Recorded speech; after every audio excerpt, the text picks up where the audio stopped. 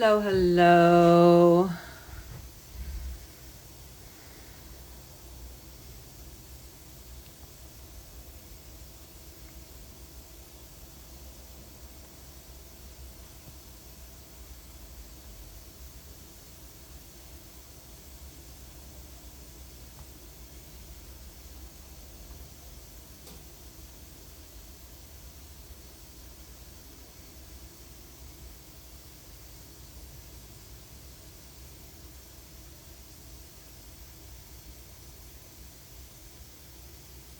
Hey, Dawn.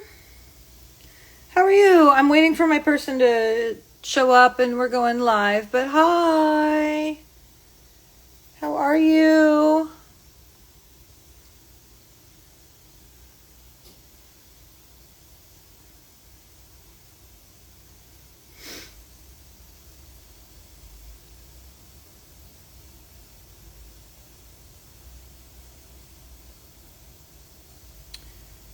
I'm here a little early. We're waiting for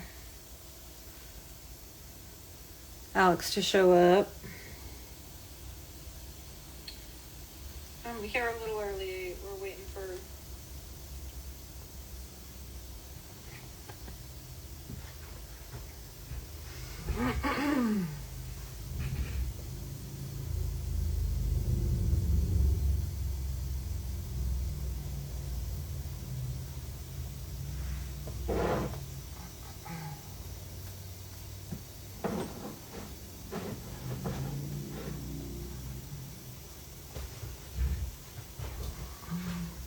Okay.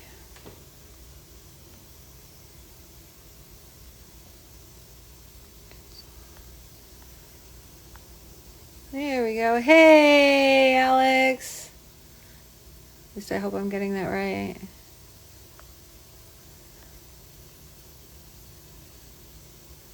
Go ahead and just do a join request.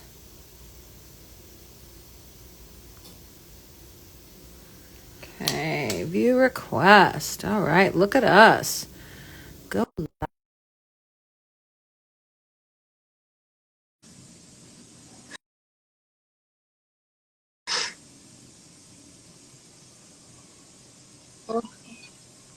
Look at us.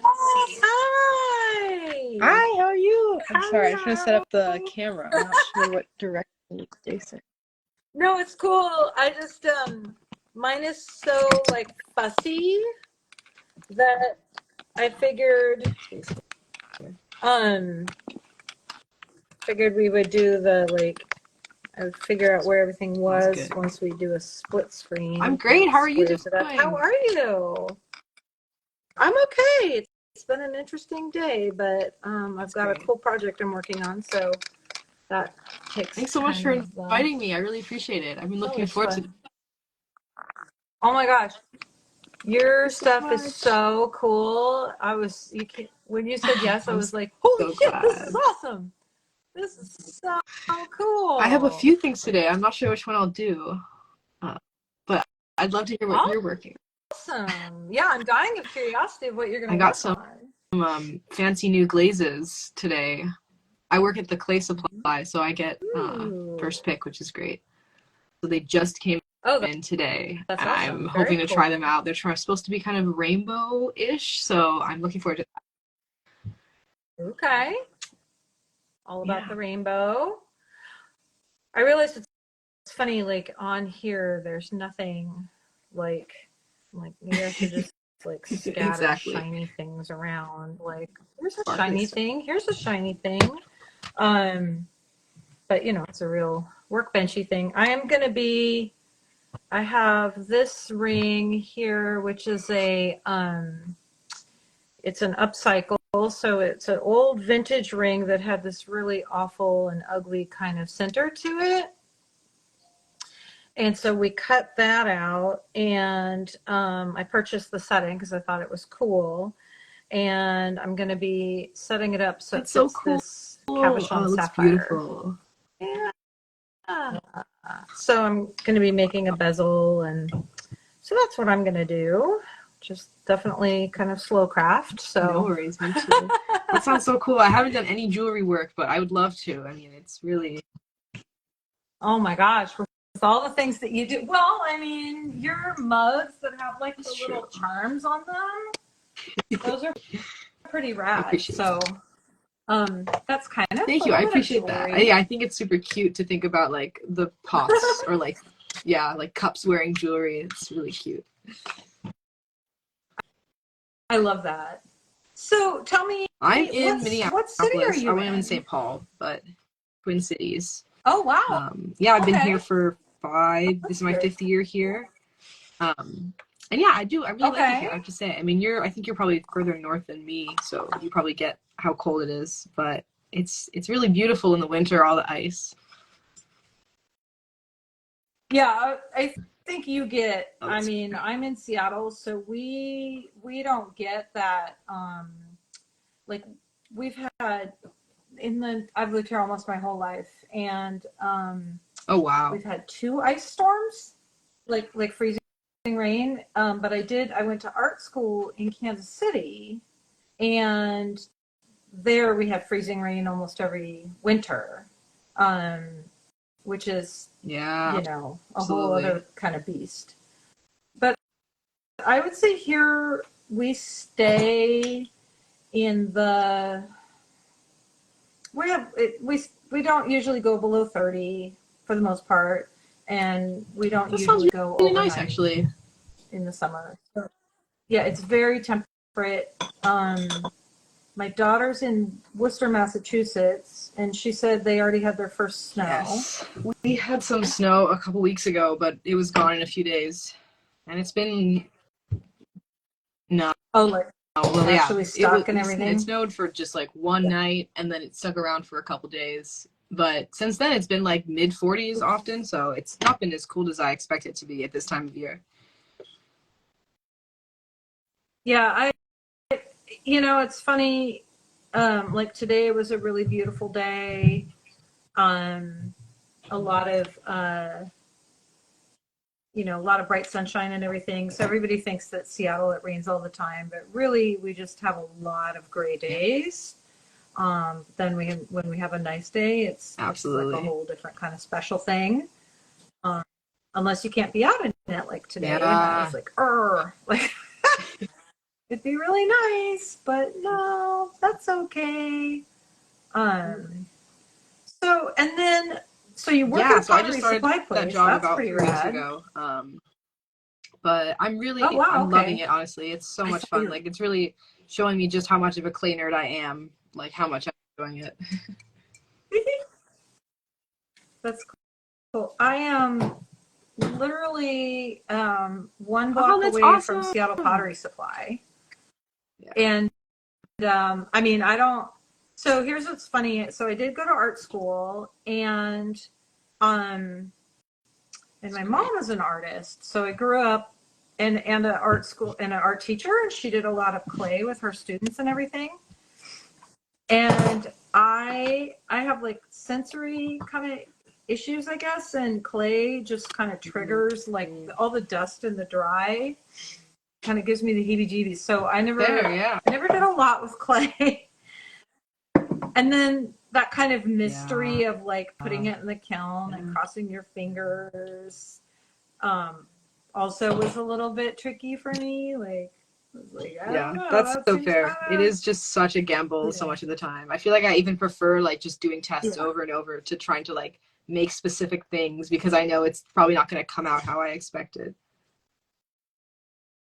Right. And I mean, there's serendipity and like beauty in that, but I think when I was in school, I think when you're in school, like there's so many things you can't control, like what other students are doing and how clean are they keeping things and are they contaminating and so I think that's part of it too, is just not being able to kind of control the Absolutely, yeah. outcome and environment. But um, your mirror, like, tell me what inspired your mirror It's a good question. sculptures. Because I'm like obsessed. That's how I found out about you. That's the one that came across my reels, and Yeah, you know. So glad to hear it. Yeah, I love that. I love that. I love all those pieces. I think that body of work is probably the one I'm most proud of. It's definitely started out as like a smaller version of the sculpture, and it was partially for a class, but it was also partially kind of for my like capstone, my like senior college art major final show, basically.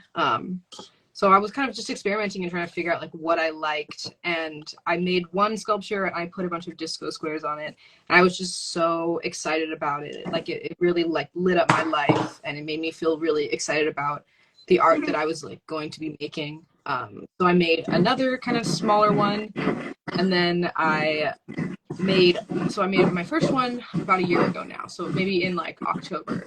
I made a second one I think in November, and then in I think maybe like March I decided I was going to take inspiration from the first one I made and just kind of scale it up. And I was kind of doing these, I don't know if you've seen the bigger forms probably, but they're kind of like, I think of them as like landscapes in some way. They're cool. I like how they're kind of naturalistic and sort of familiar, but also like not very concrete. They're very like, I build them really intuitively, so I don't necessarily plan them a lot. It's more like oh, how many like legs are they going to have, and yeah, and thinking more about the base. Sure. And I definitely enjoy working that way. And I think for me, the sculptures have just shown me that I can do so much more than I ever expected. Like these are like big 30-hour projects, and I feel like they showed me that like I can totally like do these and stay motivated, and I'm just so excited to continue to do them. That's great. That is really cool. So you sounds like you. So yeah. I just finished. Recently, I was at McAllister College, just in St. Paul, and I graduated this spring. And then, so I'm also actually currently apprenticing there. So even though I'm graduated, I'm kind of helping out in the studio, and that means I also get studio access, which is just amazing because the resources are just unbelievable. That's key. So very thankful for that. That is totally key. Well, right now, is that where you're at right now? I like to glaze at my house because it takes a while, so I like to be in my own space for that. Yeah. It's funny. I think especially starting out, I went to art school in Kansas City, as I mentioned before, and the luxury of having a studio space and the luxury of oops, sorry, just saw this. Okay. The luxury of having a studio space and the equipment, after you leave school, it's definitely, and as a somebody who graduates with a fine arts degree, it's kind of like, guys, this isn't exactly like the most high paying degree that you can get. Yeah, absolutely. So I graduated in '94, and I had a Bachelor of Fine Arts in Painting. And first of all, I remember the school, like the alumni reaching out to me like right away after I graduated, and they're like, "Oh yeah, can you donate to the Alumni Association?" And I was kind of like, "God, you gave me a Bachelor of Fine Arts in Painting. Yeah, I'm not sure what you think is going to happen here." And and I think it's still happening. Well, I know it's still happening today. My friend's daughter is graduated from Chicago Art Institute, although they have a different name for it now, but and it still doesn't sound like they're doing like business classes or business of craft. Did your we had a little have anything like that? Our like capstone class, so I did just go to like a normal liberal arts college, but we had our capstone class for the like senior art majors. We went over a little bit about like, if you are an artist, like what does it mean to do applications? Like how do you do applications? Like what is an artist's resume? Like how do you apply for residencies? And I think it could have been more thorough, but I also think that most people in the class were not looking to be artists. So I appreciated it for what it was. And I definitely agree that I hope at art school I will get some more instruction on all of that. Yeah, I'm sort of surprised, and I think it's funny. It's just one of those, like, you have those, like, if I could change something about the world.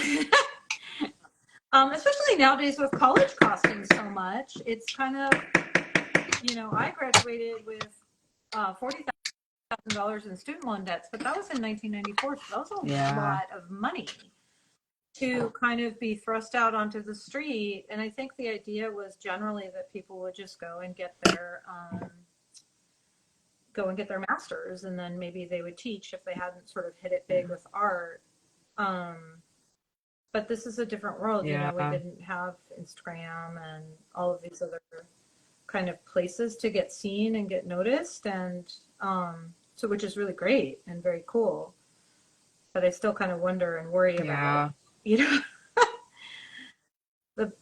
business of being in craft is tricky, but also amazing. I mean, next year is my 30th year of my career. That's great. Congratulations. So thank you. And it is kind of astounding to be lucky enough to pursue art in some form as a job for like your whole career. I mean, every once in a while I kind of look back and go, holy crap. Yeah, absolutely. Yeah, pretty damn cool. I feel so excited to be able to like make real like items and things, because it feels like I can really be like sharing like valuable things with my community, and I can be doing trades for food or for other things. I love that I can support my community without them having to purchase my pieces as well. Yeah, I do think it's funny how we can, like, how much other art and other artists I love, and I wish I could like buy everything of all of my friends' art. Just because it's like, oh my gosh, your stuff is cool, and your stuff is cool, and your stuff is cool. And then I feel like when I can't, that's been a big goal of mine in the last few years, is to try and just shout them out from the rooftops or do whatever I can to like be like, look at this person, look at what they're doing, even if I can't, or don't have the space, or whatever, for whatever reason. I'm not going to purchase their art to support other artists. Trying to make a go of it, I think it's just, no worries. Sorry, this project, I was like sitting here thinking about, okay, which is going to be the least noisy project?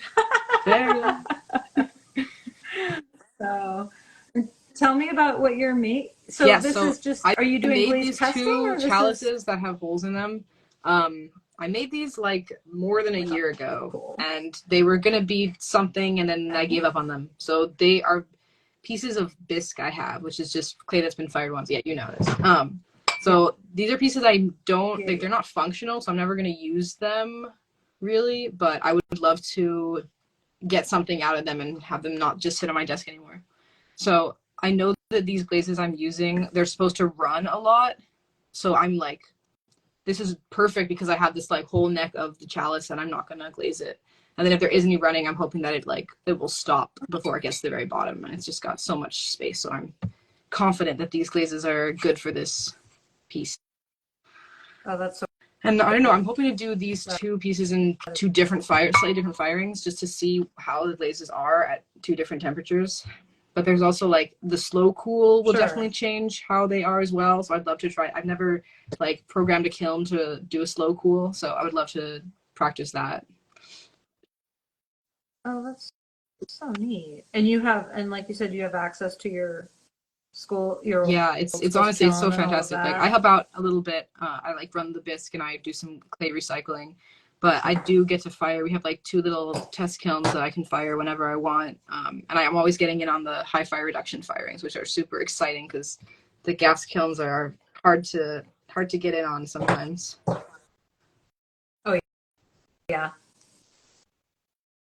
I don't know if you. I would be super curious to find out, like, being that you've, just finished schooling, what your thoughts are on this. But I think that, like I said, grown up around artists and art. My mom did a lot of ceramics and stuff like that. And usually, like in the past, if you were to like be excited about an artist or especially a clay artist, you would maybe find them at a craft fair, and maybe then you would remember that they're going to be there next year, and you know, kind of follow them, or maybe follow them through their emails. But it seemed like, you know, they never really were able to get a lot of money or a lot of recognition. And now with Instagram, I'm seeing a lot of ceramic artists really not, it's not so much as going viral, but it's more just like getting recognized for their work and being able to be connected with collectors and people who are interested in their stuff. And being able to charge actual real, closer to art absolutely prices. Did they talk about that where you were in school, or not talk so about much, unfortunately? I would love to like hear more about other ceramic artists and their experience of the market, especially like with the rise of the internet. I feel really lucky to have, I feel like Instagram really is just so much luck, and I feel like I happened to make some videos that people liked, and that's so exciting, and I'm so thankful for it. But I'm also like definitely not, I wish I could be doing more production, I guess, but I also like, I go to markets and they're like they're not great, honestly. I don't necessarily recommend markets. I've definitely had a much better time selling my work just through the DMs, but I'm also not like, I'm not making a living off my work at all. I'm not selling a lot of it right now. I mean, I think that it takes so much time, and then it also takes that kind of, I actually have a couple of friends right now that are in that a little bit of that awkward growing pain period of like, it's not quite enough to quit my day job. And I know I could do more if I did quit my day job. But it's a massive leap of faith. And I think that most of the local ceramic artists I know are still doing, you know, craft fairs and that kind of thing. But what's neat is that I know several that when they do like a shop drop or whatever, it's like stuff is just gone, and it's just so cool. I get so excited by that because it is just as much artistry and work as, you know, say jewelry making or painting or, you know, any other type of art. And to be able to be recognized for that. I'm so glad that I feel like there's so much like mass produced work, and it's really exciting that people are able to, like, you're right, like connect with artists and see what's happening in their life, but also like not have to like just buy kind of like big box, like every day, like the same stuff, and get to like have some say, but also be supporting an artist. Like, it's kind of how I feel like more of the world should be, really. Oh my gosh, 100%, 100%. I should probably just say, like, if anybody wants to like drop a comment, we've got a few people watching. I have my iPad on here so I can actually also see like if people are who's joining, and so hi to people who've joined, and if you want to ask something, you're more than welcome to. We're just making. I'm gonna run this over the pickle. I'll be right back.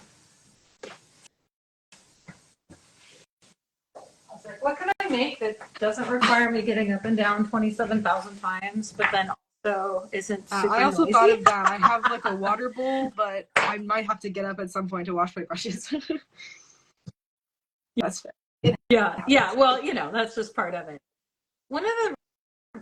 There was a couple different things that inspired me to kind of do this with people, and one of them was there's an artist who just one night, sorry, about my camera.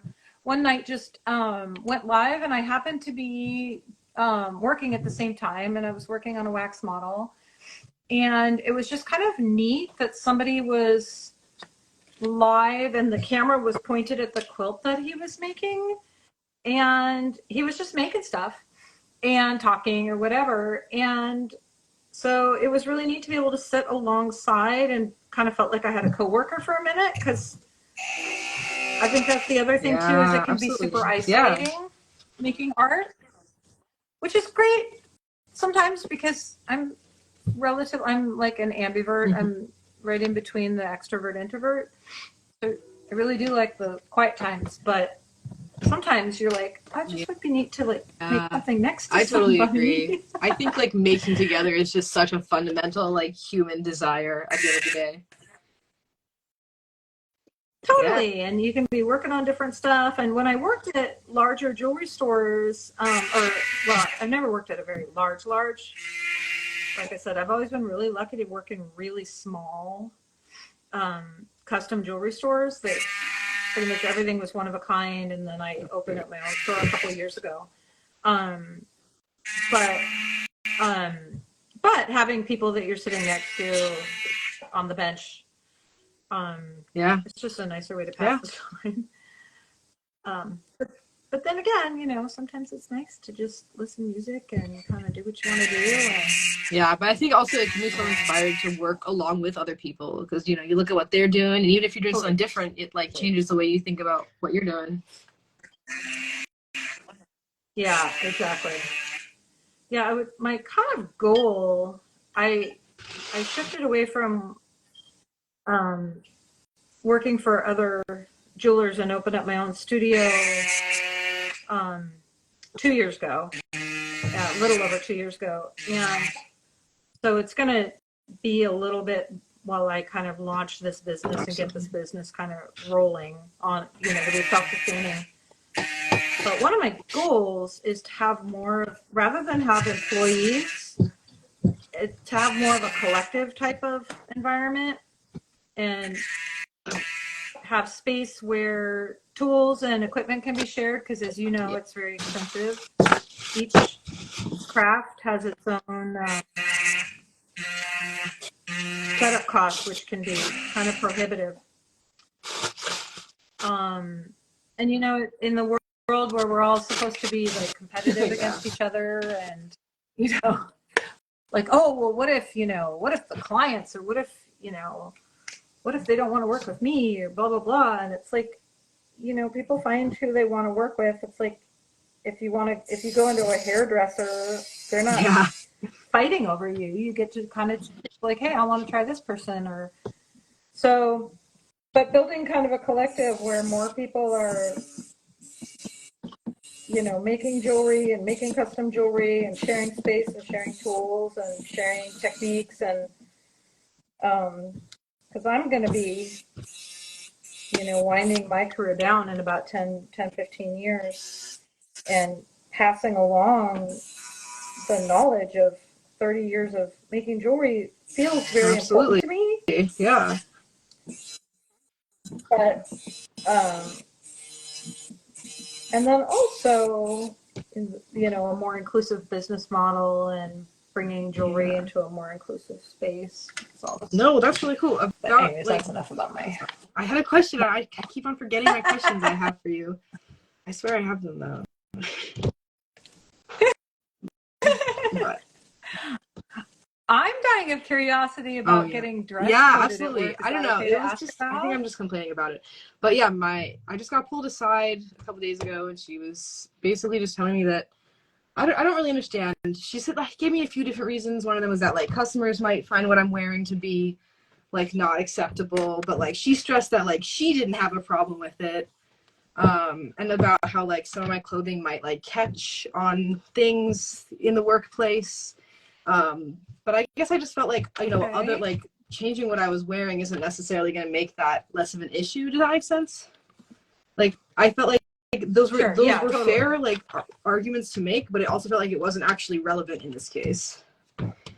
And I guess I just felt frustrated that like she's not making it very clear about what the expectations are for me and what I am and am not allowed to wear. Like it does seem quite sort of ambiguous, and she's like, you know, we don't have a dress code, but then I feel like she just doesn't want to say what she's trying to say. But yeah, that's definitely frustrating. And I do love to wear. Sorry. Go ahead. Kind of thing, where you're supposed to like read between the lines, except for you don't really understand. Like, am I supposed to be picking something up here that I'm not picking up? I feel like I'm worried that she just wants me to live in the ambiguity of it so that I will like fare on the conservative side. Does that make sense? But I don't know if that's true. I'm just making that up. That's all 100%. Yeah.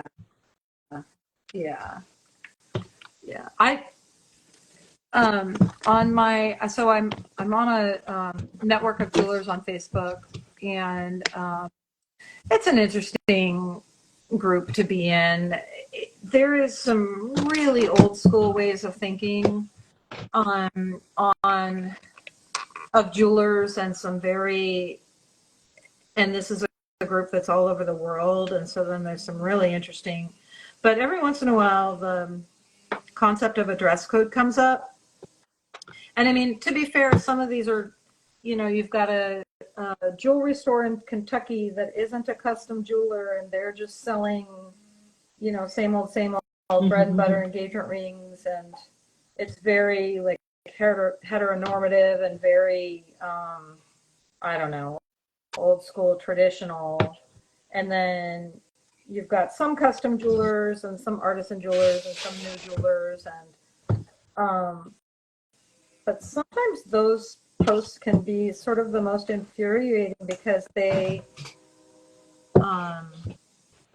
carry with them this sort of misogyny and just, or these bizarre kind of. I also had a good friend of mine who had a store, and he wasn't allowed to put up pride flags because the owner of the building said that he didn't want anything political showing up on the building. And I just, and it was like, oh, please let me call this person, or I wasn't allowed to do that. I wanted to. I was pretty off about the whole situation, but anyways, I guess I think of the similar thing. And one of the places I worked had kind of a dress code, but it was oddly enforced because I think it often will target women, right? I mean, do guys get dress coded ever? It's just interesting to me because it is kind of like, I think she just wants me partially to like dress more casually, but it's like, but like, why? If these are my clothes and I want to wear them, like, why? Like, and I don't think she's saying that very well, to be clear. Like, she's not making that clear. But I'm also like, I don't know, if I'm dressing up, if I'm potentially getting my nice clothes dusty, like, that's on me. Like, that's for me to deal with, Yeah, totally. And it's how you want to present yourself to the world. Like, that's fair. Well, I'm sorry that. I was looking at your Instagram today, and I was like, it was funny. It was my first time posting something kind of like very personal, and I really appreciated like the people who responded. It felt like it was really a space for other people to even share their experiences. So. Sure. I hope that I've often, I have a personal Instagram page, and then of course I have the work Instagram page, and I post a lot of I don't know, I guess what people would say would be political stuff, especially in my stories. If I see something that absolutely, speaks to me, or I will often share it in my story, and sometimes I think like, oh, should I keep that on my personal page? And then I never remember to go over to my personal page, so I'm never on my. Hey, Sarah. The woman who designed my logo and who's all around like the coolest, awesomest person, and like makes the really coolest stuff. She just joined. I don't know if she's still here. Maybe she just but for a second. But anyway, she's awesome. It's bright lexicon. Yeah. Anyways, and I kind of wish I could completely combine them, because I feel like, I am my store. My store is me. I don't feel like a big separation. Yeah. Then so I don't hardly post anything on my personal page. I'm in a similar boat. I definitely mostly use my my artist's art Instagram our Instagram page more than any other Instagram by far.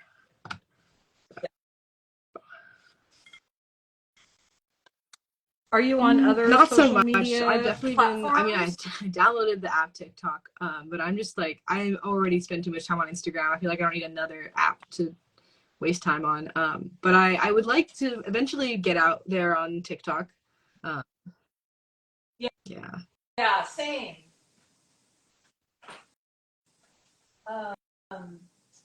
No, I'm over at, no worries. I'm over at the pickle again. No. But I know you were saying earlier, I know one of my questions, you were talking about wanting to pass along the knowledge. And were you thinking of that kind of more in terms of like teaching directly, or like just creating a space and resources for learning? Yeah, I think a little bit of both. I'm not a natural teacher. And I know that about myself. And I know, like, I've had an apprentice, multiple apprentices before, and it's fine. But I feel sometimes that I'm so far removed from what it's like to learn how to do what I do that I've forgotten more of, like, a good teacher can break things down into easy to measure steps, right? And it's almost like I feel sometimes, especially, and jewelry is really tricky. Jewelry is one of those things that I'm still learning. And I'm 30 years in, or nearly 30 years in, and like there's still tips and tricks and techniques and stuff. And then there's a lot of stuff with jewelry that's like, okay, well, if this is the scenario, then you follow these steps, but all these caveats, and so you have to know a lot of things, even to do something relatively simple. You have to have done it a lot. And since I'm not necessarily a natural born teacher, it frustrates me, and it's less of the student frustrating me and more of me being frustrated that I can't get the stuff across absolutely as well as I would like. And I think that it's probably more of a me thinking there's a problem when there's not, but still it's something I'm hyper aware of. But I love, you were mentioning TikTok. One of the things I actually was really hoping to do at some point is making some like little tutorial videos and like even stuff like this, just kind of showing like real process of absolutely making a thing. But yeah, and I'm not opposed to having an apprentice or having, but I think I would rather it be like my latest situation, Kalia, who moved to Chicago. She was we were doing like some trade type of stuff where she would help me around the studio. Sometimes it was filing, sometimes it was jewelry making. Right now she's helping me get my stuff up on First Dibs, and then we would trade that for teaching hours, and she would bring her projects in and I would help her accomplish those projects. And we were friends before that, so it was easy for me to say, like, I'm not a good, I'm not a natural born teacher. Like, my mom is a teacher, she's very good at it, but I can kind of know what my limitations are. But so that was kind of a neat thing, and that's why I think like a collective could be a really cool thing, where it's like, if somebody's stuck, they could call on each other or call on me, and then the same thing kind of a little bit with the business model too, where it's like creating an inclusive space for clients to come and, be able to design things from scratch and be part of the experience. I know it sounds like it's really not. It's just, but I think that would be like a really cool business or a really cool I totally model. agree. I love the idea of like, if I get rich and famous, I'd love to like come back to St. Paul and have a ceramic studio that's like free use, and hopefully like a lot of everybody knows each other, so we can kind of keep tabs on each other and make sure the studio is being taken care of. But I just feel like it's so sad how difficult it is to access like ceramics in particular. like it's clay, you know, Yeah. like we're playing with dirt, and yet it's so inaccessible.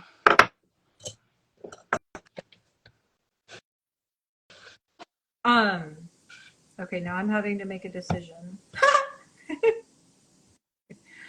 Like trying to decide which direction the gem should be. Kind of like that. Oops. I've moved on from glazing, and I'm making these little dishes.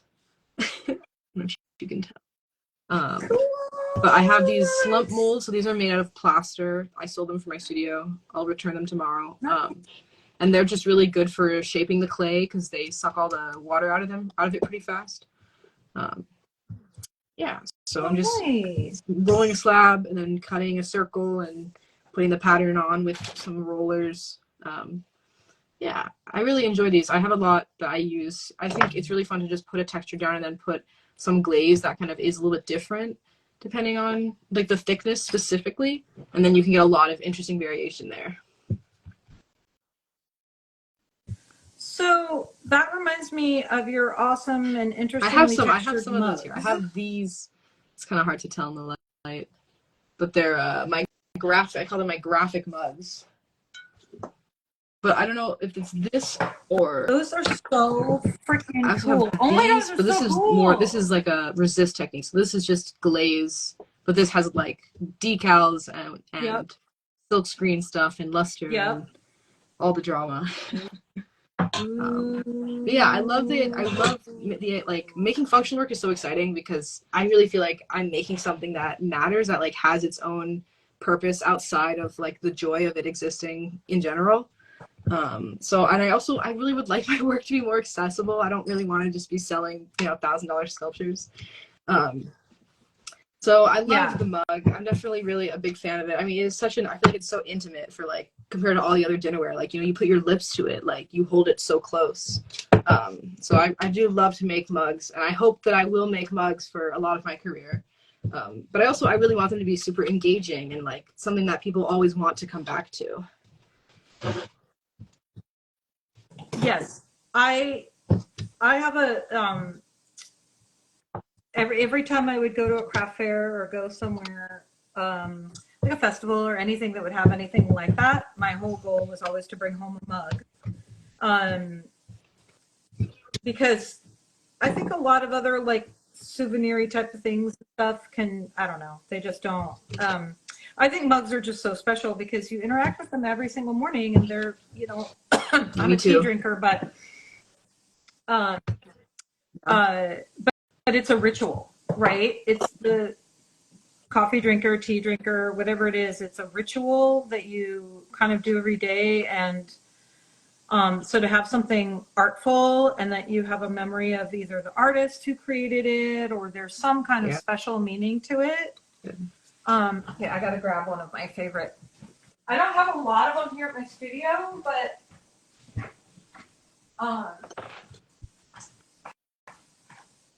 this is one that I that's last year.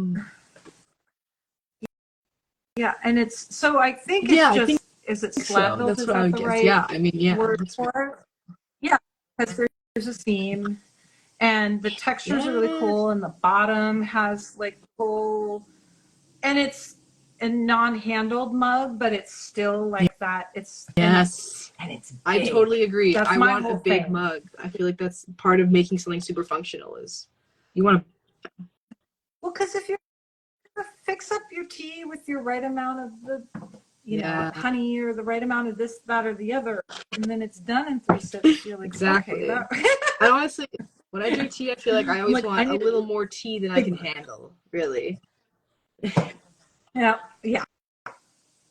Well, and there's just something about like holding it and having that warm thing in your hand. That's one thing about markets that is better than selling online is like in markets, like you can touch my work, you can figure out if you like the way it feels in your hand. I mean, like the handles are all different, so they might fit some people's hands better than others. Yeah, for sure. Yeah, I'm a big fan. I loved your mugs with the especially like with the little charms. I've never had a mug with a little charm. I haven't made that many because they're a little tedious. I have one here. I'm so happy with them. They were actually, I don't know the name of the artist, but they were inspired by another Instagram ceramist. I'll have to figure out what it is and make a video that references her. Yeah, I'm really happy with them. They're also, I think they're quite like cheerful, the sound that it makes. But I'd definitely be interested to see how they fare over time. Yeah. Yeah. Those are on my wish list. Good. Thank you so much. So cool. And you know, I think the fact that they're, I mean, it's not hard to see. I one of my posts, I'm like, that I wrote about this, that we were doing this together. I'm like, if you know me, you know why I'm like super stoked. Like in my studio, I have a wall of glitter that I painted because I was like, okay. I mean, one of the first things I did when I moved into the space was like, so okay, cool. I have to have a glitter wall. My gosh. Because getting to design my own store was really a special kind of treat and a really, but it's a lot. You're like, oh my gosh, okay, well, like what, how do I want every single little thing to look? And I am a little bit of a, not a control freak, but a detail, like it's going to represent me. I want it to look the way I want it to look. And there isn't stuff on the big box stores, and there isn't stuff in all of those places that speak to me in such a way. So a lot of times I find that I have to make the thing, right? Or, you know, I remember when I was building a house, my contractor was super pissed because I had a hard time picking the front door. And he's like, Mary, we can't, it's a little tiny house, but he's like, we can't bring in the appliances and we can't do all of these things because you don't have a door. So like you have to pick a door. But in the big box stores and what was being offered at the time, just it's like none of it spoke to me at all. And I was like, I'm not going to put an ugly door on my house. So it was like 2 months and then finally I found what I wanted. But the story of perseverance. Hey, that's great. I know. And just being oddly picky in a, it sounds like it arty off way, though, I guess. so I don't that's know. Good to hear. I mean, it's a fine door. It's not like all of exactly what I would want, but I think there's so much of life that's like that where we have this illusion of choice, and yet we really don't have that much choice with the mass production of stuff, and then it's only going to get worse the more we rely on you know, bigger box stores and stuff. So supporting and finding art and finding ways to express ourselves in a more unique way, I think it's just so super important. I'd like to be better about that. I mean, all my dishes are ones I've made, which is super fun, but I would love to have more work from my friends and people I know. Yeah. Well, and that's like you said, that's where trade and then just kind of slowly collecting that stuff. And it's interesting too, because then now there's Etsy, right? So you can I found somebody where I had 3 of their mugs, and over time they all broke, and it was all my fault. Nothing to do with their artistry. It was all me. But with a tiny little signature on the bottom, it was really hard for me to figure out. And then finally with, you know, over the years, because they stopped going to they were an Oregon artist. And then finally with Google Images, actually, I was able to that's so cool. Find the artist through the signature on the bottom of the cup. I'm so glad to hear that. I definitely have concerns about that too, because my symbols won't help you find my Instagram or website or anything. But I'm so glad to hear that you found. Right. And I mean, what are you going to do? Put a QR code on the bottom of the. I mean, you know. I can honestly do that. But still, you know, you do want to be able to be found. Sometimes I even forget to put my stamp on altogether, and that's its own problem. I do the same everything, you know, I sign my pieces, just with I sign my pieces just Mary E. And then I kind of think, well, is that going to make any sense to anybody ever? Because it used to be that you had to register your jewelry trademarks, and every trademark was registered. And they stopped doing that. Oh yeah, yeah. And the only kind of hard and fast rule about it is that you have to. Hey Dante, I was thinking about working on your pendant, but I'll probably do that one next time. So yeah, it was.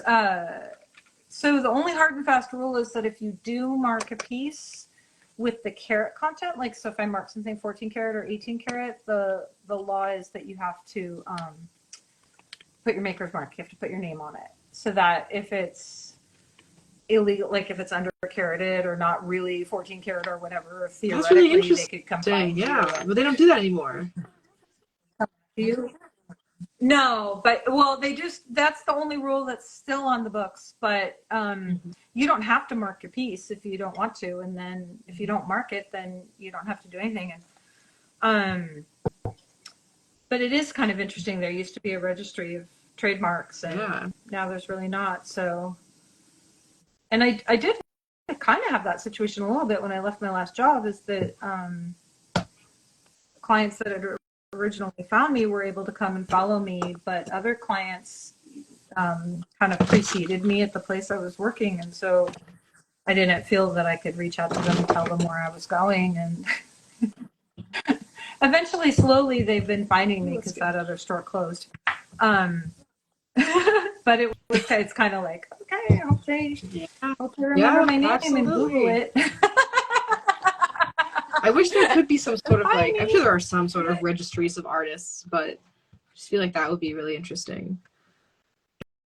And that's, I guess, that's, when you talk about like collectivism and collectively doing art stuff, that's one of the things is I'd love to have more, I feel like more resources online for like artists where that's like a huge catalog, a huge just amount. Like, I'm gonna be honest with you, ceramics, there's a lot of information on ceramics, but there's not that much of it online. And it's pretty disappointing.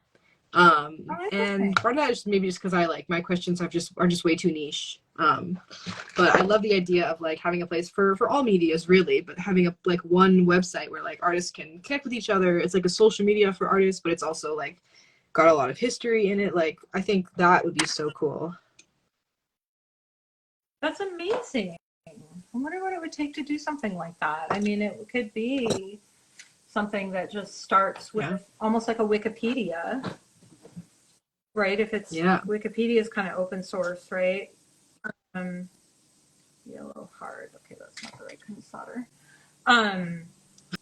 Yeah, that is awesome. I don't know. I don't think I'll be the one to do it, but I hope. I don't know. I feel like there's definitely like desire for a social media for artists. I feel like Instagram can be that, but it can also be so many other things. Yeah, and you know, it's funny how different sites change over time, and you know, Etsy kind of used to be one thing, now it's pretty different, and, but it's still kind of pretty good, but like not as anyway, so things like that can shift. But yeah, I mean, like a Wikipedia type of situation, or just funny when you were saying that, I was thinking a little bit also about, because I have ADD and a ricochet brain, but thinking about AI and how, like, yes, technically it's there, and I think for a lot of graphic artists, it is very threatening, but like, there's no AI is not going to be sitting doing what either one of us are doing right now. Yeah, I think that's. Although I'm sure that they can make, they can design and make molds, and then it gets 3D printed and stuff gets. I mean, there is 3D printing for ceramics. Like, you can like get like a nozzle and squeeze out clay, but it's like very obvious that it's 3D printed. Yeah. Ultimately, I do feel pretty safe about ceramics being left untouched by AI. I have to say, like, AI Right? obviously sucks under capitalism, and it's really horrible for a lot of 2D artists. But I also think that it has a lot of potential as just like a tool for like ideation and questions and research, even. Yeah.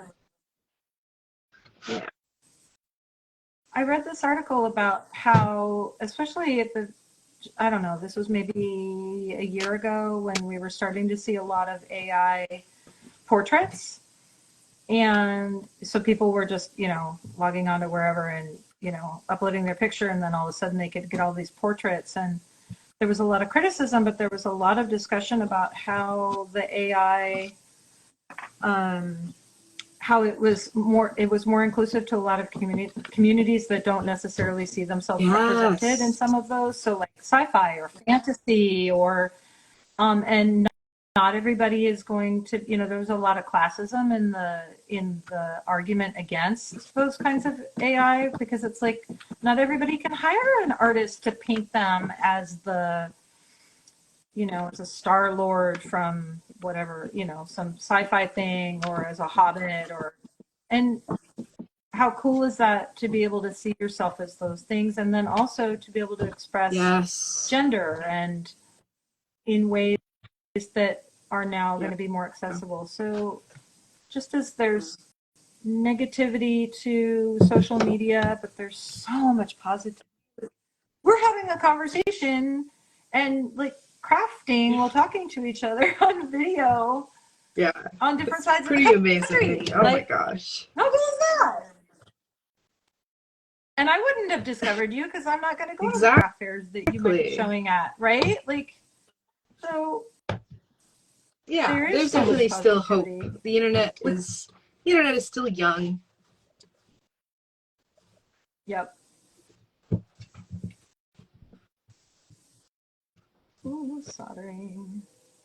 I'm soldering so I make the shape of the bezel out of the gold wire, and then in order for the gem to sit and not fall through, I'm soldering like a little seat, which is made out of wire, and then now I'm soldering that inside, and then I'll solder it to the ring. This was the one thing that when I would work at my uncle, so I got started working for my uncle years and years ago, and as an apprentice. But that was the one thing at his store where I was like, don't talk to me while I'm soldering. It's kind of it's like a little bit of a scary time when you're working on a piece of jewelry because something can melt and stuff. But yeah, I don't know that much about jewelry making, but it's such a beautiful craft. I love to see the videos on Instagram. There's so enchanting. Yeah, it's very, it's so funny because for years, so I do these casting parties where my couples get to come in, or anybody making a piece of jewelry get to come in, and they get to melt the gold that goes into their piece. And I always like joke, for years I would joke like, yeah, I share this part because it's the only immediate part of jewelry making, because like the rest of it is just me sitting picking at things, which and the joke that I would always say is that like, yeah, there's never going to be a reality show for jewelers because it's like really boring to watch. And then and then along comes Instagram, and then you start to see people doing and showing jewelry work, which is super awesome. But a lot of it is sped up, right? Oh yes. Yeah. Time-lapse stuff. This is great. But yeah, I mean, it is fascinating to watch. And then it turns out like I'll have people watch over my shoulder as I'm doing something while they're here, and they're like, "Ooh, can I watch?" And I'm like, "I guess." But yeah, I think that's like anything where you do something enough, you're like, "Oh, I guess this isn't." Yeah, you get so used to it. You're like, "Oh, this is just normal, though." Absolutely. Yep. Yeah, I do agree. I do think it's too bad about our attention spans because of social media. But I have to say, like, I don't know, snappy videos are kind of silly. I don't know. It's frustrating that like the format that Instagram seems to think is the most desirable, like, also kind of sells a lot of creators short in a lot of ways. Yeah. Well, but I think what's so funny is that, that Yeah. whole, like, it costs that much because it takes me fucking hours, that thing. I appreciate that, but I've never used that because I just have this thing about, I don't know, Yeah. just not being negative in that way. Like, I don't, I don't know. I feel like for me, it kind of short sells. Like, I don't need to remind people or be negative or kind of be rude or mean to my potential clients or customers. Like, but I get it. I mean, it does. It absolutely takes hours, and and the whole idea of just because I've gotten good at it and it no longer takes me hours doesn't mean that I'm cheaper, right?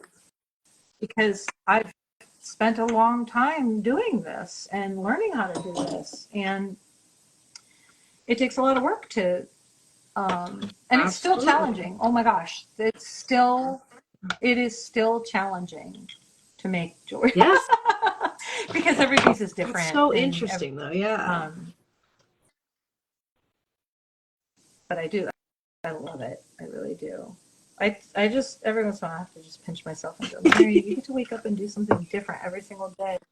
And honestly, I have no idea what other people do for a living. Like, I have a friend of mine who works for AT&T. I have no idea what he actually does on a daily basis. Do you just take paper and put it in another spot and then, like, definitely enter that into the my computer? job for sure. Other than like ringing people up, but then a lot of that is like papers and filing and like looking up certain numbers and stuff. Yeah. Well, that's just the business of craft too. It's so interesting. I probably spend about 30% of my days making stuff, and the rest of it is running the business. Excuse me, and or meeting with clients. And there's days where I wish that it could be more just making, but owning a business there's a lot more to it. But I love it. I mean, absolutely. It's like, it's good and it's bad, right? I'm definitely like, sometimes I wish there was somebody to tell me what to do. I'm definitely, I would love to like have a space where maybe like, I don't know, just like a hobby space for more people to come in. I'm sure there are some community art spaces. I feel like I never seek them out. Maybe I should do that first.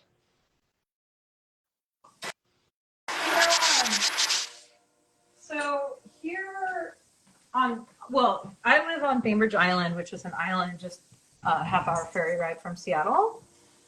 And we have something, it's called the Barn. It stands for Bainbridge Artisan Resource Network. And it's like, I think it's like a 20,000 square foot building that houses, let's see, they have jewelry, they have ceramics, they have fibers, they have cooking, radio, electronic arts, so like 3D printers and laser cutters, and they have a full wood shop. They don't have ceramics, and the reason that they don't have ceramics is that the island already has, through the Parks and Rec department, they have a full ceramic studio, and so there's no need. They didn't want to compete with the Parks and Rec because they felt like that was an important program, and they're like, we don't want to be, we don't want to pull people away from Parks and Rec, so, and we don't need to because this already exists on the island.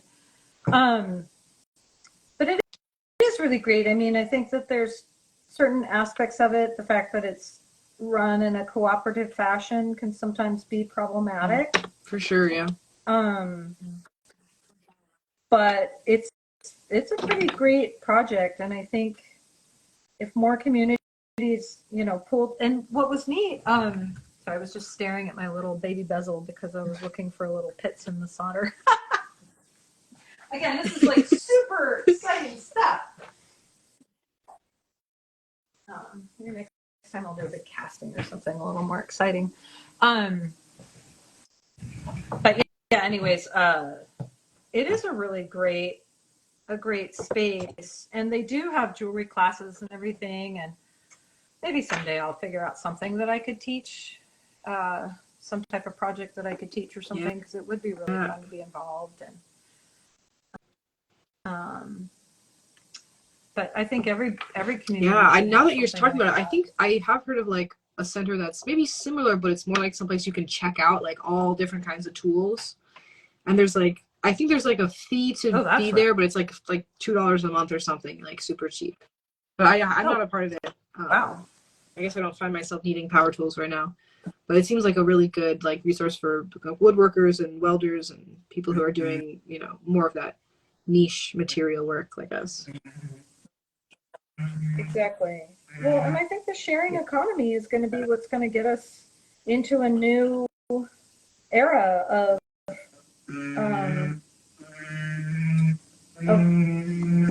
being, like, you know, a new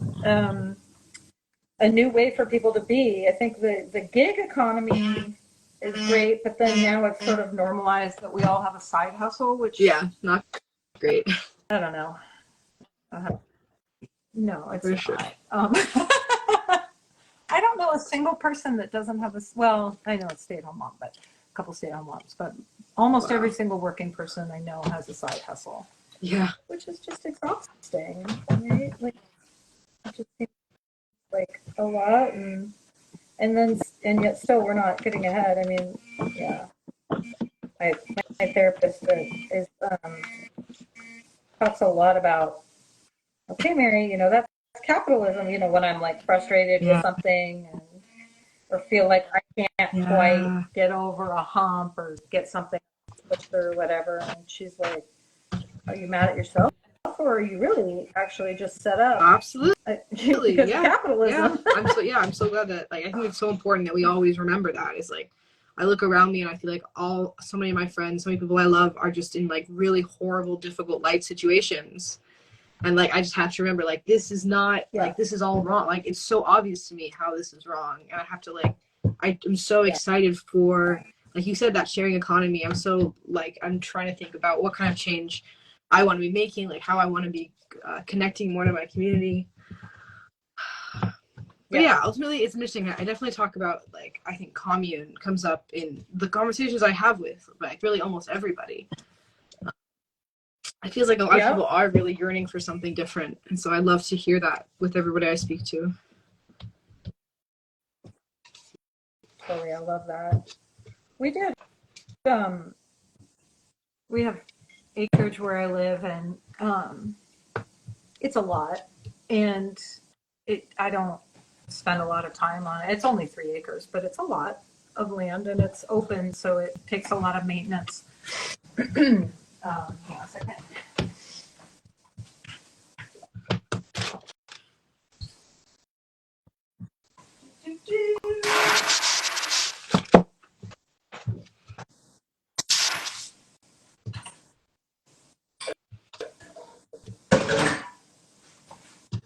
But anyways, and years ago, I was like, you know, we have this land that is just sitting here, and it's fertile, and it's beautiful, and it's in I love the PVC pipe. That's rad.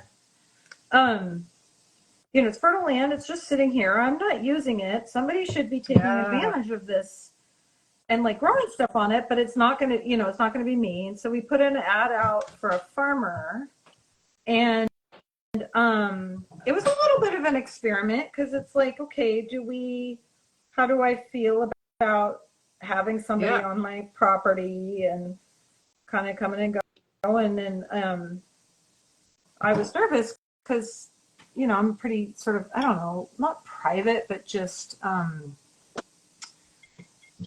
don't know. Anyways, but it was great. It was amazing. It was like, oh my gosh, somebody else is here and like paying attention to the land and doing stuff and improving it. And while they're, it was a really sweet couple, and they would bring their little kid, and then she was pregnant, and then she had her baby, and she would bring her baby while she was Peruvian, and so they had all these really cool agricultural techniques that they did, and it was amazing. I know. And then they moved away, which was sad. But then it basically was just open the door of like, yes, I really do like having people on my property. I like having people around. But then we had a pig farmer on our property, which was really cool because pigs are like way better at goats at clearing weeds and stuff like that because oh my God, they're amazing because they eat down to the ground and they're not as picky as goats. And you also don't have to, they don't require quite so much supervision, whereas goats are like, a lot of goats require a lot of supervision and they also like to like sneak away and escape and stuff. But although we did have escaping pigs there, so I'm not going to say they're perfect, but anyways, and what was really cool about it is that the pigs went to a local island restaurant.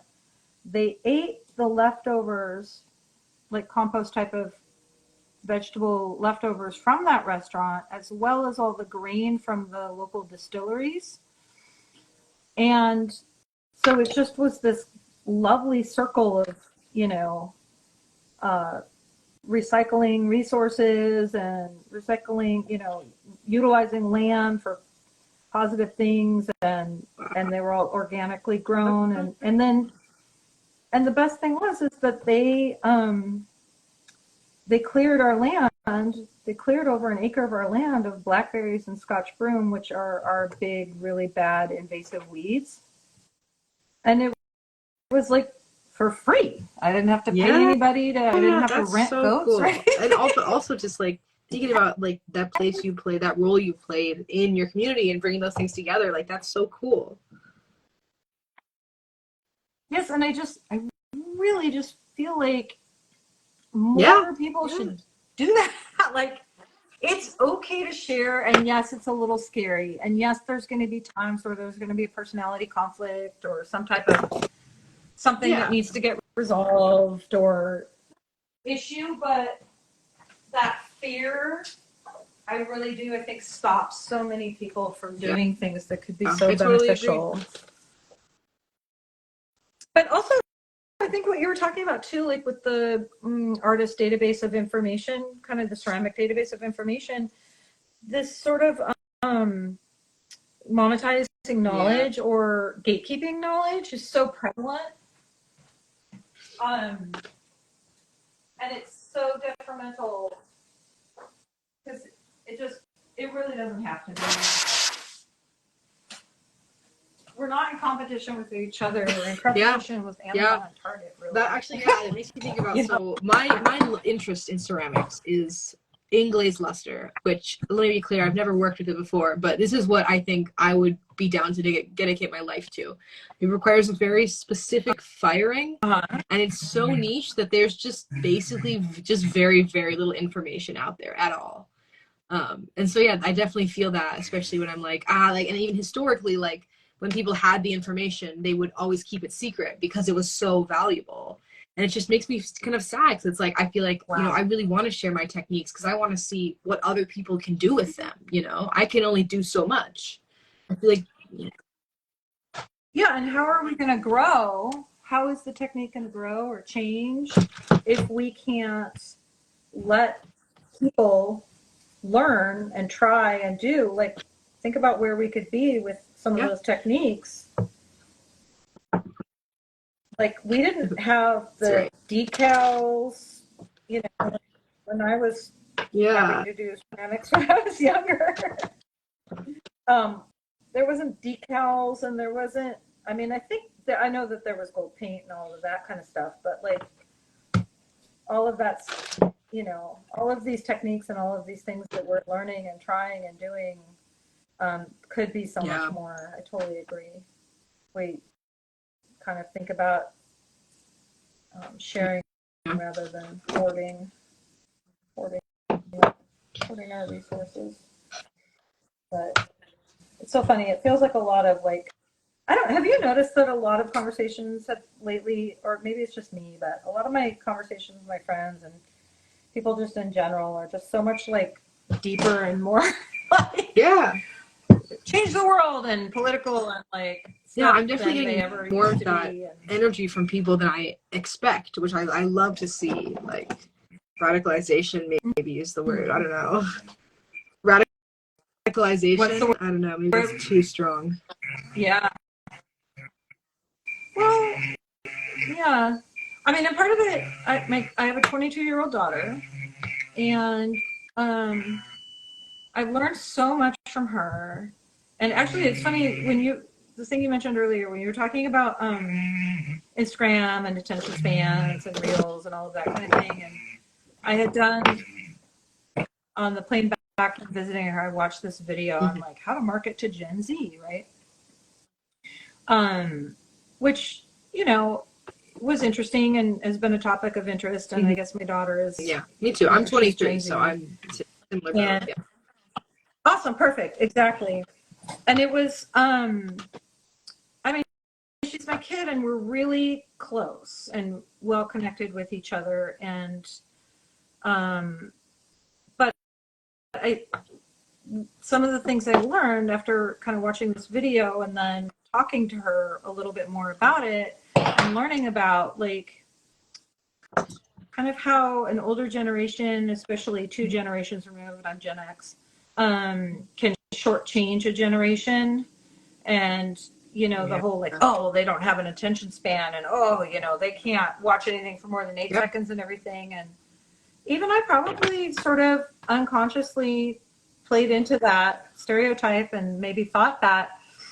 And one of the really cool things that I learned in watching this video and then talking about it with my daughter is it's not that they have a short attention span. It's just that they've grown up on digital, and so they grasp things really quick. You don't have to show stuff to them for very long for them to visually get it, right? Because they're native to technology. So they're like, I don't, and it's not that it's a, like, oh, I can only watch things for 8 seconds. It's basically like, you have 8 seconds to get my attention. And if I'm interested, I will watch for a really long time. That's so interesting. Yeah. Which I really appreciated that sort of paradigm shift of thought of how I was thinking about it and how I was thinking about Instagram. And it was because I was thinking about it in a totally I hadn't heard that before. way. That's interesting to hear, the idea that maybe people can just grasp stuff faster. They can move forward quicker. Yeah. I mean, you guys have a whole different, I mean, I don't want to like, what do you call it? Lump and stereotype and stuff like that, but there is a yeah, but and that's also what's really cool. And I don't know if it's just because like my daughter's trans, and there's so she has a lot more conversations about with her partner. She has a lot more conversations about her emotions and being more in touch with that than, of course, we ever were. And it's fantastic. I mean, it's I do amazing. think, like, obviously not all like stuff you read online is good, but I do think there even is some really good like mental health resources and like communities on there. I'm really thankful for those. I mean, I know like when I was a kid, I was on Tumblr, and I know that the communities I was a part of were not very healthy, and I hope that they're not being replicated on Instagram now. And I don't think they are. Yeah, and it's also really funny. Rose and a lot of her friends aren't on any of the social medias. Great. She's not on Instagram or Facebook. She does a lot with the Discord. I tried to figure out Discord. I will tell you what. Oh, I'm not at school in Turkey, and my major is ceramics. I live here. Like, oh yay! You have a fan. Very cool. That's so awesome. I have my iPad so that every once in a while I can look and see, like, oh, are people saying anything? Because my I'm seeing that now. phone. I'm keep forgetting to look up at my phone. I'm sorry. I appreciate it. Yeah, no, I know. It's like, oh, just every once in a while I'll look at the iPad and be like, oh, what you doing? Yeah, so let's see. I almost have my bezel fitted. This is like, talk about slow craft. but I've soldered my bezel, I've put in the seat, and now I'm fitting the sapphire. And I think I've fitted enough, and now I'm gonna, I think, polish the outside and then figure out how to solder it. Exciting! It is. This is one I've been wanting to do for a while. Do you have that happen a lot? I feel like my things I work with are often very big, which is nice. I feel like, do you ever lose little parts you really need? Oh my gosh. Yeah, the other day I lost this teensy tiny little jump ring. Like, oh my gosh, it was so little. And like smaller than this one. And it was just gone. But the first thing is that we train your ears to follow the sound if something falls. Yeah. It's so weird. It's because it's like I had one pop out yesterday while I was working. I had something pop out of a pair of pliers, and it went like way up in the air, and so it took forever to land. And I heard it like land somewhere like pretty far behind me, and I was like, "Oh my gosh!" Like that could have landed in. But I kind of thought it sounded like it landed on the floor, and it was also teensy tiny. And so then I just swept the floor, and you look through the sweepings, and sure enough, there it was. And I was like, there are like 80,000 surfaces in my studio that it could have landed on. Cool. And I would never see that thing again. Hey, that's really impressive. That's a skill. It's like, okay, it's crazy. It's crazy. I always tell people, because people are always like, oh my God, what if you drop a diamond and blah, blah, blah. And it's like, well, first of all, it's sparkly. We're going to find it. Nothing goes out of the room. It's just annoying that I have to find it. And then we do little tricks like you seal the bottoms of all the cabinets. And little things, but to make things easier to find. And then if it's a client's, it doesn't matter how little it is. I will search until I find it. If it's mine, I kind of have a sort of a rule of thumb of like, I will search for as long as it's valuable. So if it's a $10 stone, I will probably search for about 10 minutes. And after that, I'll just replace it. But yeah, I mean, it sounds like you've got a good system going on for that. But yeah, no. What's really funny though is when clients come in and we're looking at gems, and I've got tweezers, and I'm like, you can hold it in the tweezers, and I'm like, oh my gosh, I'd be so afraid. And it's a big gem, right? So it's like, if it falls, we will find it. One of my favorite stories, though, I had this client that's really sweet. I made a ring for him. It's actually a World of Warcraft ring, which was really fun to make. Cool. And a couple years later, he brought his new girlfriend in, and like to show her the store, and to meet me, and to kind of like, this is where I got my ring, blah blah blah. And she was sweet, but they hadn't really been dating for that long.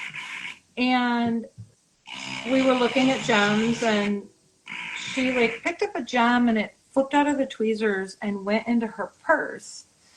And she had this big purse, and it was no big deal. Like, I wasn't worried about it. I was like, we'll find it or whatever. And like, they were both kind of freaked out about it, but she had to empty her entire purse in front of him. And like I said, they hadn't been dating for that long.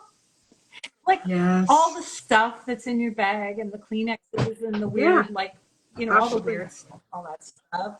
I felt so bad for her. And I'm like, his name was Joey, and I was like, Joey, do you want to just like look somewhere else, or like you could go next door? Do you want to go do something else? Because this might take a minute. And he was so worried like that we wouldn't find it. And I'm like, we're gonna find it, but like, So and she was like, it's fine, but I felt so bad for her. That's so interesting. It absolutely is a certain like vulnerability to like see all the things you've been carrying around, or even neglected to remove from your purse. Yeah, I mean, I think about like my backpack, that I go to work with and stuff like that. I'm like, I don't want people knowing all candy wrappers or weird old receipts, or I don't know what's in there. But we all have it, right? Right now I'm thinking about some papers I've got in the bottom of my bag. I don't know why, I don't know where they're from, but I should probably throw them away.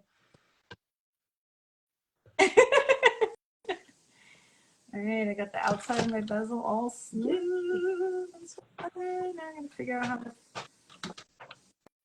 fit it into this ring. It's gonna be so cute. Figure out like the best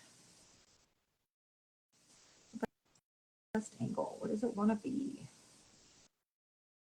I was thinking about working on a customer project, but then I was thinking, well, it actually would be kind of cool to show like me sitting there going, I don't know what I'm doing next. I actually do want to just be creative and think about how this fits together and what's going to look cool. My lovely band-aided finger. Do you get cut and hurt a lot? Oh, that's so pretty. Wait, you talking about me? Wait, so I was watching. So you added the texture, so I and then you're add the putting texture it on because I have to add the texture to it when it's flat is the problem. So then I put it on here and I kind of just like push down on the edges and it just forms it into a nice. Can you see the pattern? Yeah.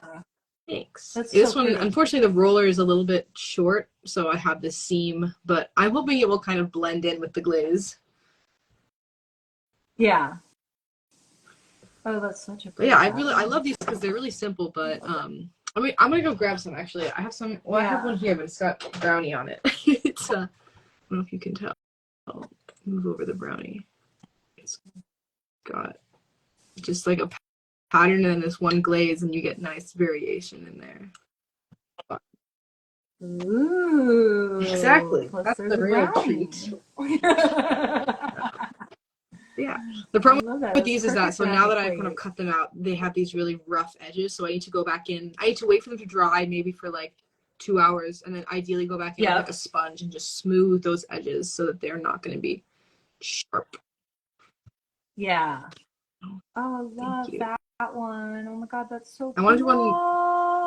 I love anything with stars. My favorite. Like stars are so exciting. Yeah, that's one of the things. Like the charms, I love. Yeah, stars and space and sparkly things. Oh yeah. Ah! That's so cool. That's really cool. I was looking at that seam. I was like, oh, you just lean into that seam. I like that seam. I think it's cool. But that's me. Sometimes it's more annoying. Definitely. Yeah, I feel like the way that because I love patterns, but I'm not usually like drawing them myself. I definitely think a lot about how to fit them together at the seams and overlap them. Yeah. Funny. I think when I would do my paintings, I did a lot of oh, here, I can turn my camera around actually. You can probably just see this painting. Let me see, how do I do that?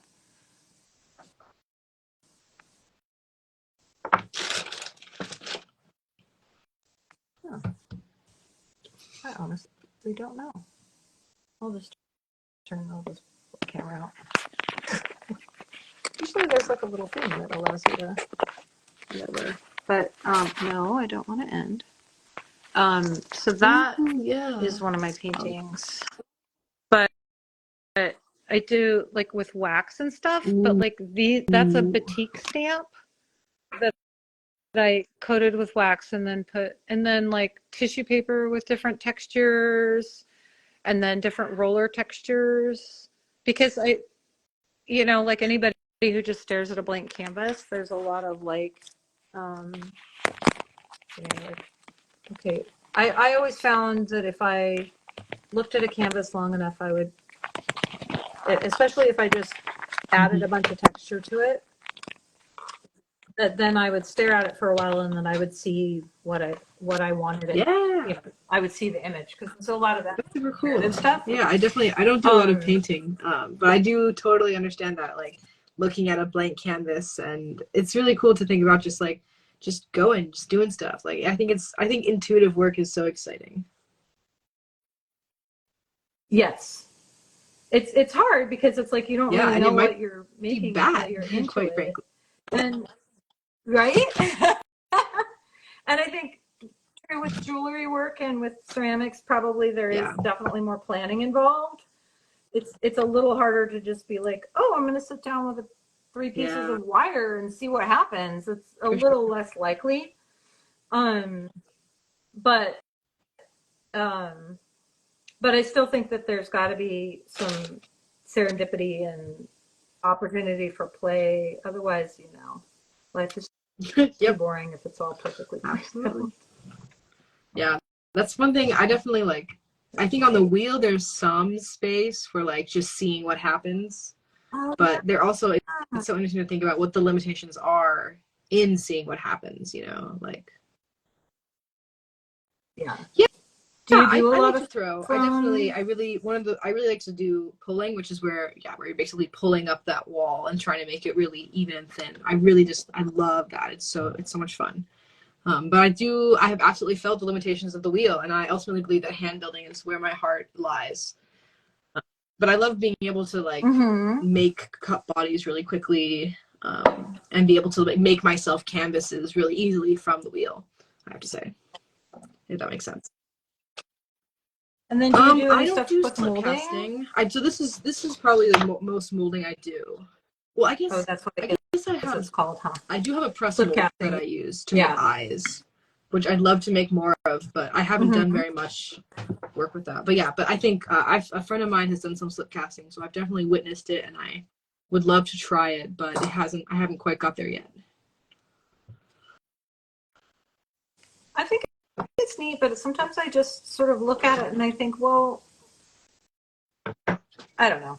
I think so many cool things. Like there's a couple artists that I really admire. There's one called I don't know if you've seen them on Instagram, but Make Good Choices. I'm sure I probably have seen them, but I'm not so familiar with them. They're Portland artists, and they do a lot of really cool stuff. And they do a lot of stuff with like unicorns and rainbows and sparkly. Like I guess there's glitter glaze now and stuff, which I'm like, okay, and maybe I would have been more interested in pottery back in the day if I knew there was glitter glaze. That's fair. Me too. I love glitter.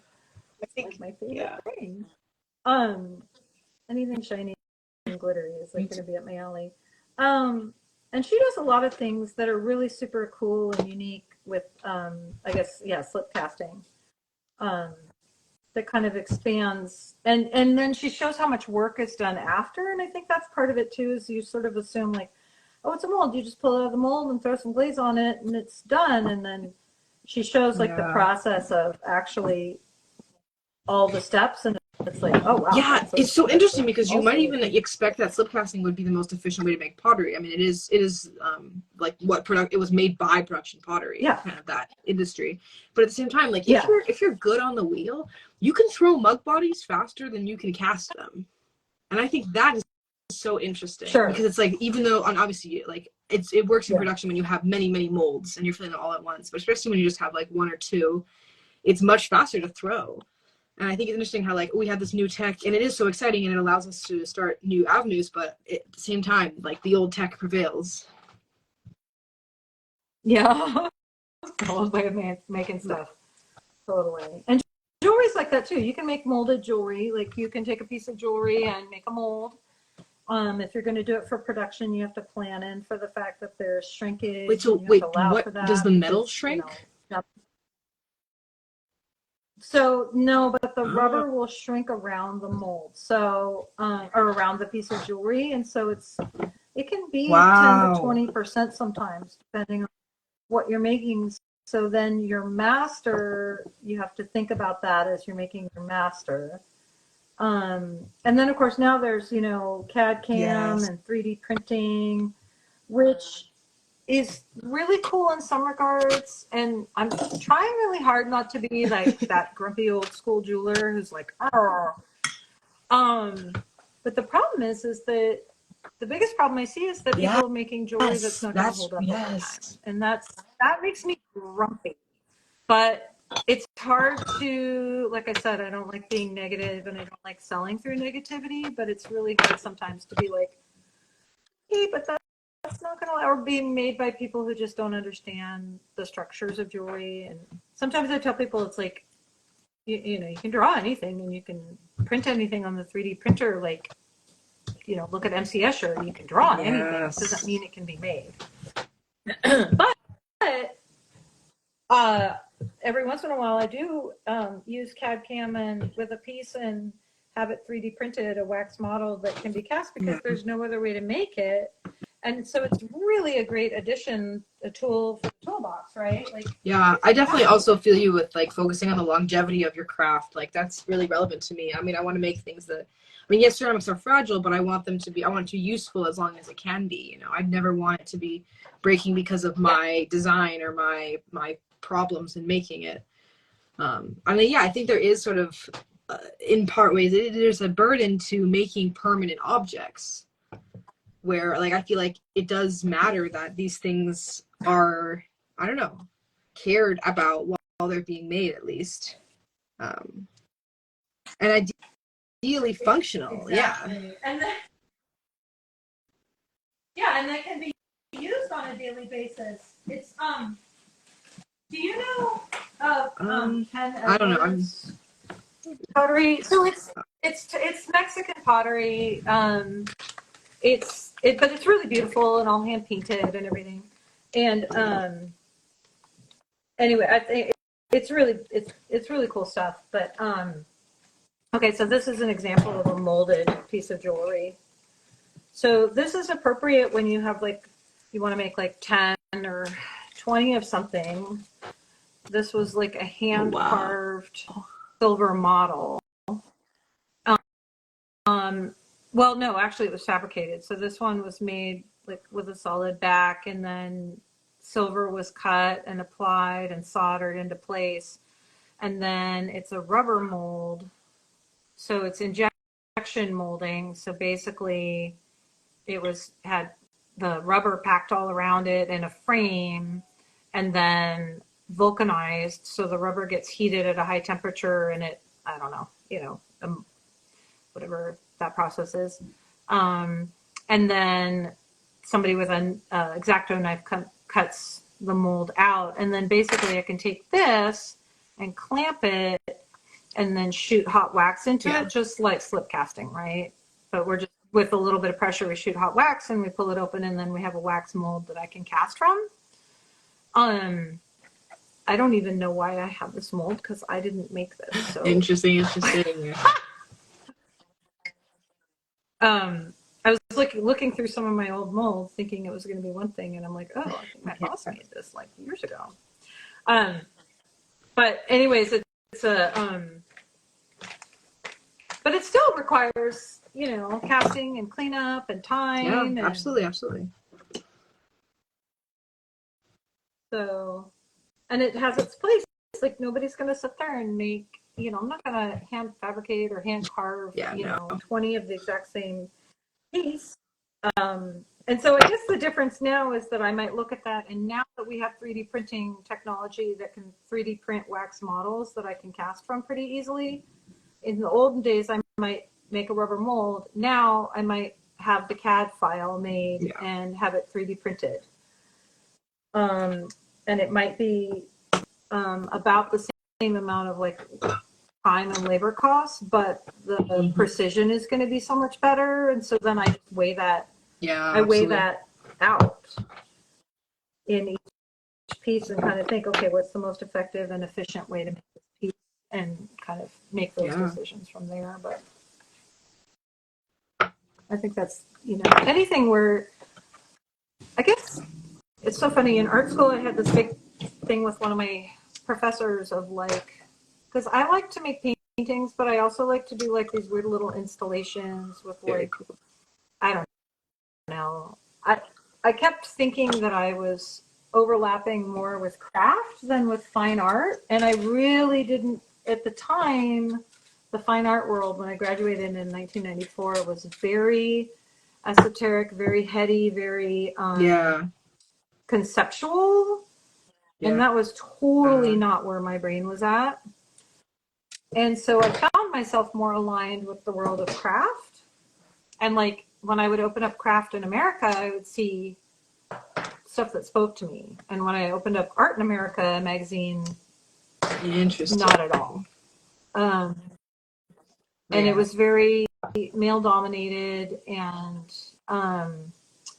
my final straw that kind of made me go ahead and take the apprenticeship with my uncle was there was a gallery here in Seattle, and they were written up in Art in America, and it was an installation where the artist carpeted the gallery with orange carpet, and that was the art, and there was nothing on the walls, and it was orange carpet, and it was like a page and a half in Art in America about like what it all meant and how it was. And I just remember reading that and going, this isn't for me.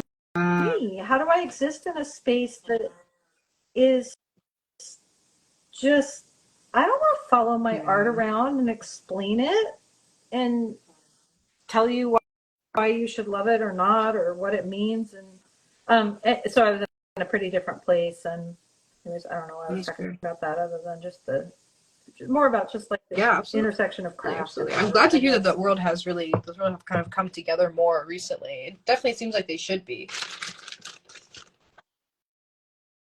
Yeah, I hope so too, because I think it's really important to kind of recognize that it doesn't always have to be who knows who, or who is connected with who as to who gets into what gallery. Or I also think about sort of the trifecta of like craft, design, and art, and I think that's so interesting because like I think of my boyfriend as being not an artist, but in fact a designer, and I think of that as being very distinct from I very much identify as an artist, but even I'm doing ceramics, which is even often considered a craft at the end of the day. But I think isn't like the internet and design and thinking more about form and function, thinking about that more than making, if that makes sense.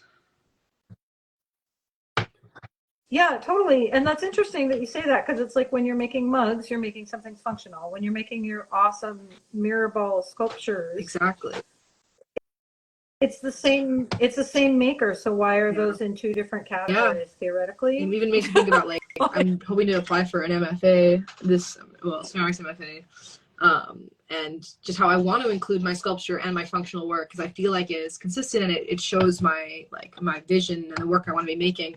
But I also know that like they seem to want like a more consistent body of work often, and I think sometimes they would expect to see sculpture or functional work and maybe not both, actually.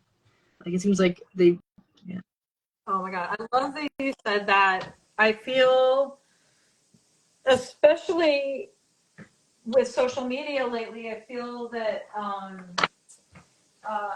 narrowing down is rewarded. And absolutely. Yet, oh my God, why can't I feel that because I have a line of like upcycle jewelry where I take old jewelry and make it into something new, like vintage jewelry, and what I'm doing now, right?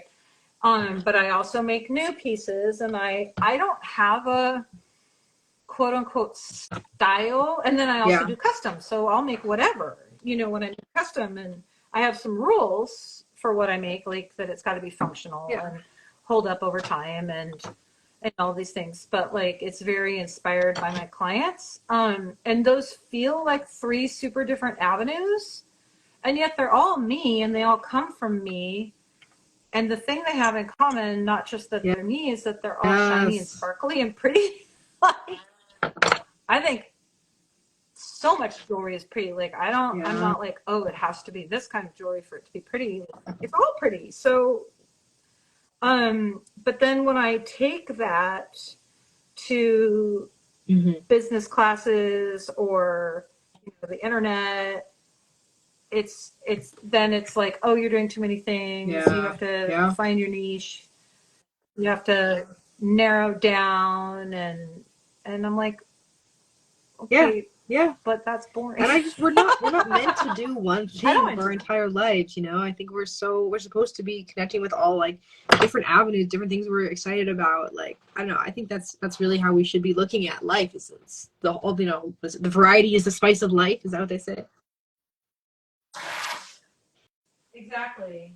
And not not only just, yeah, not only doing one thing too. Like we can do lots of different things and still be okay. And I don't know if that's just like a holdover of, to really think more about that, whether or not that's like a holdover of, you know, capitalism, or is that like a weird,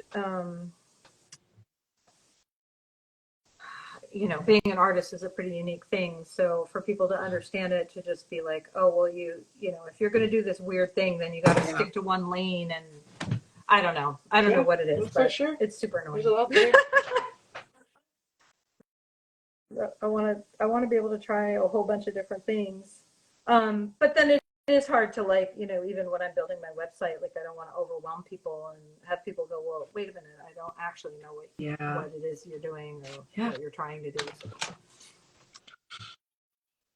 this is coming along. I made quite a few now. I don't have to finish them. I feel like it's always the first part is the most fun part. When we're supposed to be cogs in the machine. Hey, Matthew. Matthew just chimed in. Oh, that's great. He is my marketing mentor. He's an awesome person.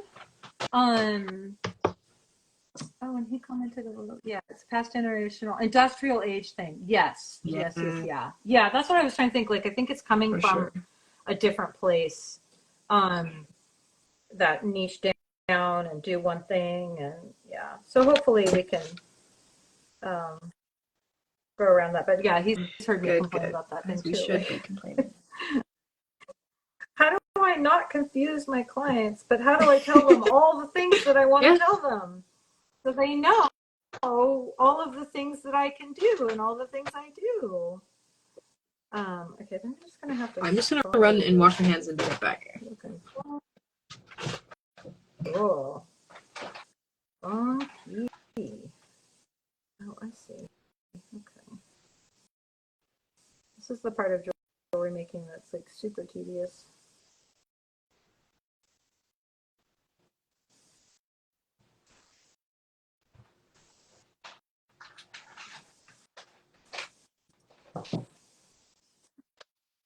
Cool. Oh my gosh, those bowls. I want the star bowl. The snowflake or star?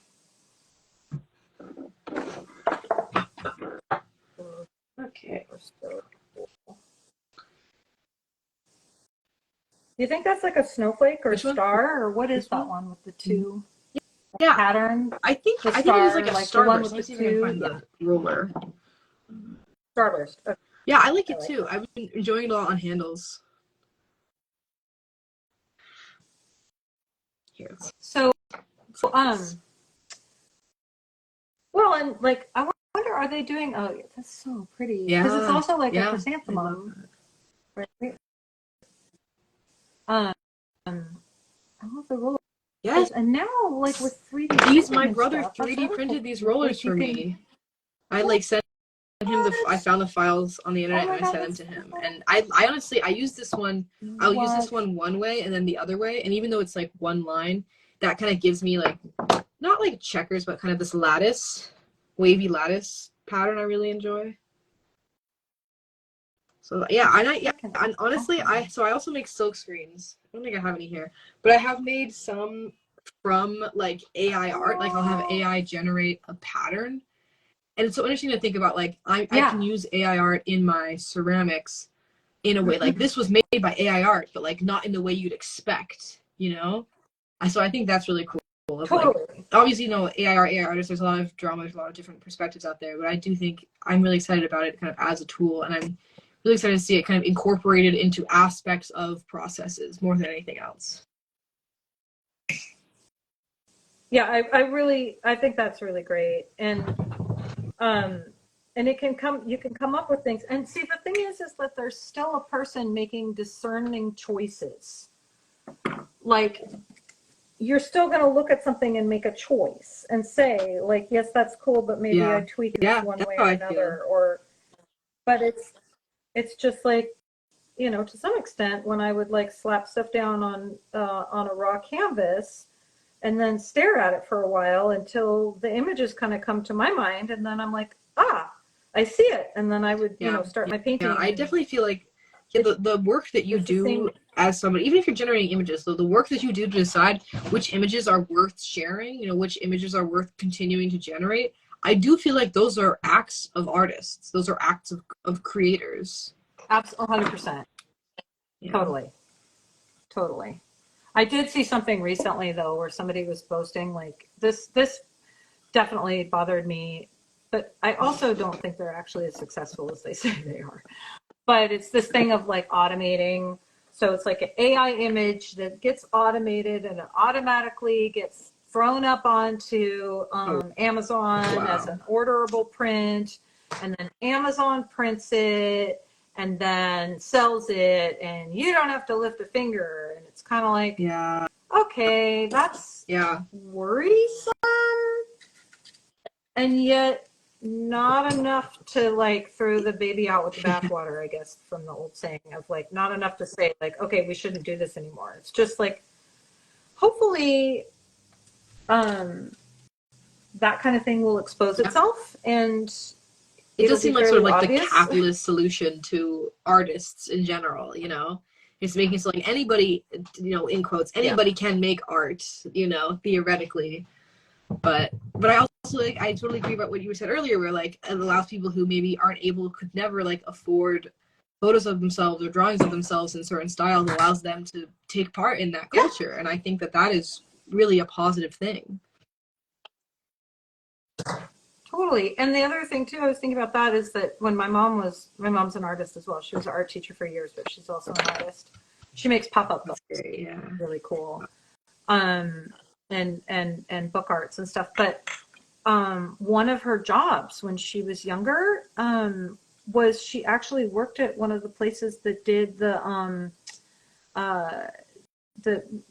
you're too young. It used to be that you could buy, like, a fine art oil painted painting for, like, $30 or $49.99 or $99.99 or whatever, and it was an assembly line. And basically these canvases, they were all the same, and they would come across the assembly line, and your job was to paint the blue in the reflection in the water, or your job was to paint the little whatever. And that's all the art that's in hotels. I didn't know that. It makes a lot of sense. Yeah, so and they're real oil paintings on canvas, but they're production lined, right? So this is, the AI is just the new, like, hotel art. Yeah, that's fascinating. Because I guess I had never, like, thought about how that worked before. I never knew that was, like, an entire industry. I mean, I feel like I think about it, I'm like, obviously it had to be, but yeah, and I never really made the connection until we were just talking about, like, the crap you can buy on Amazon from something that was automated. But at the end of the day, we all kind of know that the paintings that are hanging in the hotel room are not fine art. Like, we know that. And if we're buying a painting at Target or IKEA, or a print on canvas, we know that that's not. Yeah, it's true. It's true. We know it's in 4,000 other living rooms. That is one of the fun things about being an artist, though, is I get to think about how, like, my work is all very unique. And I love that I've set up my house with as much rainbow stuff as possible. Yeah. It's definitely, one of the nice things about being a maker is,